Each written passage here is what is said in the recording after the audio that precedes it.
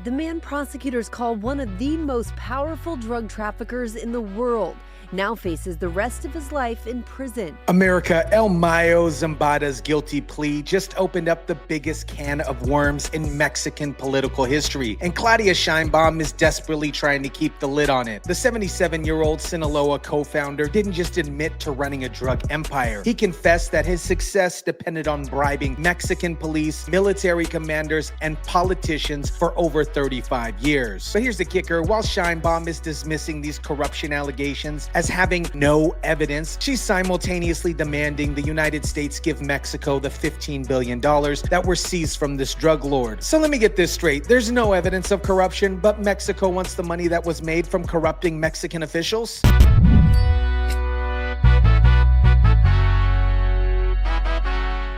El Mayo was one of the most prolific and powerful drug traffickers in this world. His partner was El Chapo. They were co-founders of the Sinaloa cartel. What is up, guys? Tyson De La Cruz here. Thank you so much for rocking with me. This story exposes the massive corruption that's been eating Mexico alive while their president plays politics with blood money. And we've got a Mexican senator who's risking her life to tell the truth about how deep this corruption really goes. Let me break down exactly what El Mayo admitted in his guilty plea, because this is a bombshell that should bring down the entire Mexican political establishment. Zambada didn't just plead guilty to drug trafficking. He specifically admitted the organization I led promoted corruption in my home country by paying police officers, military commanders, and politicians. Think about what he's saying here. This isn't some low-level drug dealer claiming he paid off a local cop. This is the co-founder of the most powerful cartel in the world, admitting he systematically corrupted Mexican government officials at every level for 3 decades. The president of Mexico doesn't want to designate the cartels as terrorists and doesn't want to expose the dirty politicians that they are involved in our Mexican government. The Department of Justice was even more specific in their press release. Zambada Garcia controlled those corrupt officials and officers who protected his workers and drug shipments as his drugs were transported across Mexico into the United States. So we're not talking about occasional bribes here and there. We're talking about systematic corruption networks where Mexican officials were essentially employees of the Sinaloa cartel. El Mayo controlled these officials. They weren't just taking bribes, they were taking orders. The scope of the corruption is staggering. According to the federal indictment, corrupt officials provided cartel with protection from drug shipments crossing Mexico, advanced warning of military operations, information about law enforcement investigations, safe passage through Mexican territory, and protection from rival cartels. This wasn't just about moving drugs. This was about the Sinaloa cartel essentially running a parallel government in Mexico with their own intelligence network, their own protection services, and their own enforcement mechanisms. Now, here's where the story gets absolutely outrageous. President Claudia Sheinbaum's response to these corruption revelations has been to completely dismiss them while simultaneously demanding the United States give Mexico the $15 billion that were seized from El Mayo. Una declaración ante una corte que sí ha habido corrupción por parte de autoridades. Él habla de todos los niveles, desde al menos el año pasado hacia atrás, Presidenta. ¿Algún comentario acerca de esto? Pues tendría que haber una denuncia, ¿no?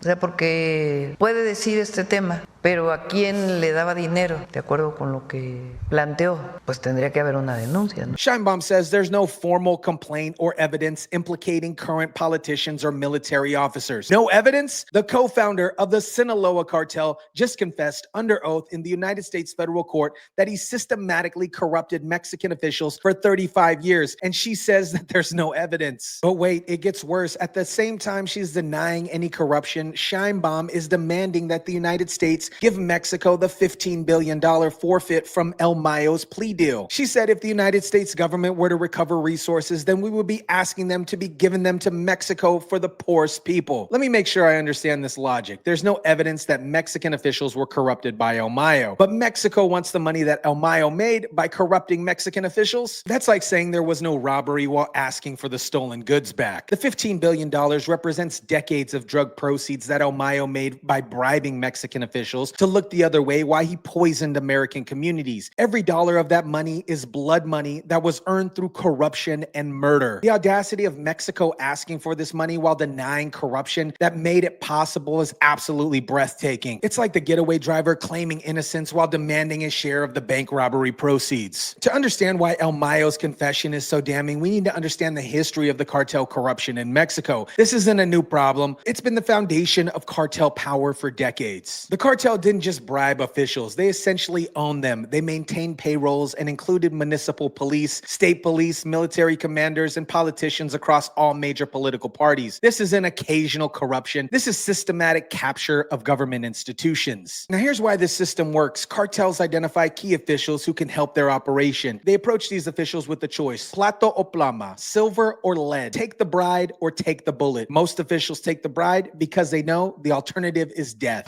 Plata o plomo.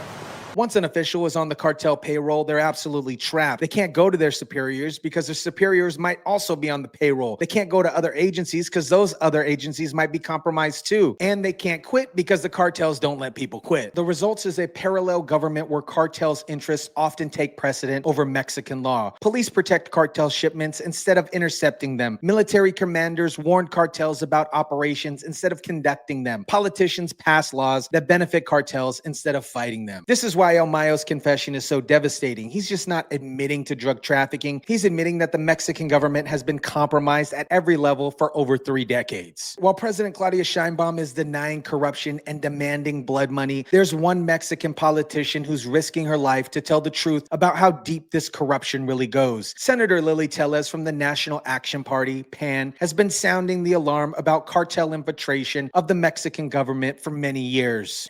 That is why President Sheinbaum doesn't want the strong American leadership to help Mexico defeat the cartels. And also, Sheinbaum doesn't want the rest of the world to know what is happening here in Mexico. We are on the steps to be the next Venezuela. Senator Téllez hasn't just made vague accusations. She's been specific about how the corruption works. She states the cartels finance political campaigns and exert control over political processes, making politicians beholden to their demands. Can you explain this alliance between the president, her party, the Morena party, and the cartels? Yes, the party has financed, has given, the cartels have given so much money to these politicians, narco politicians of Morena, to get into office, to get the power. So they protect the Mexican government protects the cartels. In multiple interviews, including the one on Fox News, Téllez has described Mexico as a narco state and claimed that the current administration resists the United States' offers to help combat cartel violence because of these particular allegation ties. Think about how brave this woman is. She's a sitting Mexican senator publicly accusing her own government of being controlled by drug cartels. In Mexico, that's just not political courage, that's risking your life. Journalists and politicians who expose cartel corruption in Mexico have a habit of ending up dead. Is Mexico a narco state?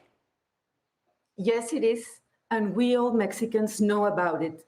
And Mexicans are afraid of the alliance between the Mexican government and the cartels. Senator Téllez has proposed stricter penalties for public servants who collaborate with drug cartels, advocating such acts be considered as treason to the homeland. She's not just complaining about the problem, she's actually trying to fix it. But here's what's really telling. President Claudia Sheinbaum's response to Senator Téllez hasn't been to investigate her allegations or provide evidence that she's wrong. Instead, Sheinbaum labeled Téllez as a traitor for encouraging foreign involvement in fighting cartels. Mexican President Claudia Sheinbaum responding, saying, quote, "It's not a minor issue that a senator gave an interview to a foreign media outlet calling for intervention." Where does she stand with regards to Lilly Téllez? Well, at first, she accused her in front of everybody and in front of the world of treason, to our country, because she misinterpreted and said that on the interview, Lilly Téllez asked for an intervention in our country of Mexico. She completely